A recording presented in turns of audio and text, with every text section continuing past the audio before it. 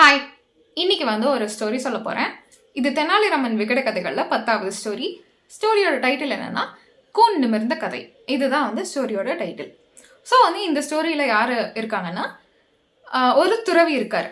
அந்த துறவிக்கு ஒரு ஃப்ரெண்ட் இருக்காங்க. அவர் யாருன்னா, ஒரு அந்த ஊர்லேயே துணி துவைக்கிற ஒரு பர்சன்.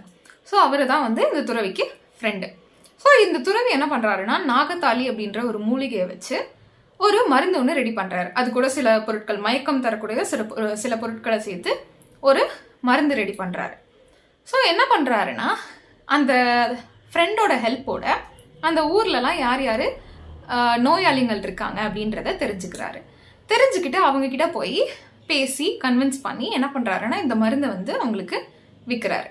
விற்றோடனே அந்த பர்சனும் நோய் குணமாயிரும் அப்படின்னு சொல்லி அந்த மருந்தை சாப்பிட்றாங்க. சாப்பிட்டு சில பேருக்கு என்ன ஆகுதுன்னா, மைண்டு சேஞ்ச் ஆகிடுது, பைத்தியம் பிடிச்ச மாதிரி ஆயிடுறாங்க. சில பேர் இறந்தும் போயிடுறாங்க.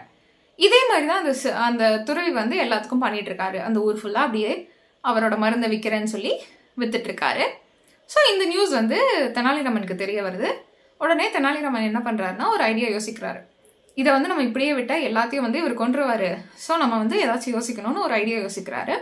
யோசிச்சு என்ன பண்ணுறாருன்னா, இந்த துறவிக்கிட்ட போய், எங்கள் சொந்தக்காரங்க ஒருத்தங்க இருக்காங்க, அவங்களுக்கு எத்தனை டாக்டர்ஸ் கிட்ட பார்த்தாலுமே அந்த நோய் குணமாக மாட்டேங்குது, நீங்கள் தான் எப்படியாச்சும் ஹெல்ப் பண்ணணும் அப்படின்னோடனே இந்த துறவி நான் எப்பேற்பட்ட நோயாக இருந்தாலும் ரெடி பண்ணிடுவேன், என்னோட மருந்தை சாப்பிட்டா எதாக இருந்தாலும் குணமாயிரும் அப்படின்னு சொல்லி நான் ஹெல்ப் பண்ணுறேன் அப்படின்னு சொல்லி இந்த துறவி வராரு.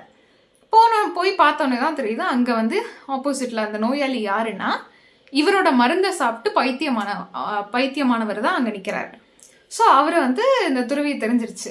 உடனே அவர் என்ன பண்ணுறாரு, அந்த பைத்தியம் பிடிச்சவர் இந்த துறவியை போய் முடியை பிடிச்சி இழுத்து தரையில் அடித்தோடனே துறவியோட தலை தரையில் அடித்து அப்படியே அந்த துறவி இறந்து போகிறாரு. ஸோ ஓகே, இதோட பிரச்சனை சால்வ் ஆயிடுச்சு அப்படின்னு தெனாலிராமன் ஹாப்பியாகிறான்.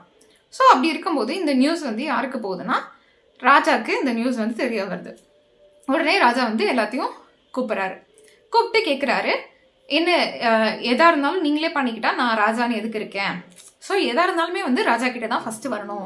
மக்களே பார்த்து எதாக இருந்தாலும் பண்ணிக்கிட்டாலும் என்ன யூஸ் இருக்குது, இதில் என்ன இருக்குது, ராஜா எதுக்கு இருக்கணும் அப்படின்ற மாதிரி கேட்டோடனே அரசகுரு என்ன சொல்கிறாருன்னா, இது தப்பு, இந்த மாதிரி பண்ணியிருக்கக்கூடாது, எதாக இருந்தாலும் எந்த பிரச்சனையாக இருந்தாலும் ஃபஸ்ட்டு ராஜா கிட்ட தானே வரணும்.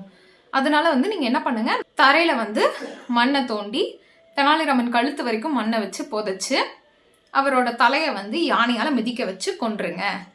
இப்படிப்பட்ட மரண தண்டனையை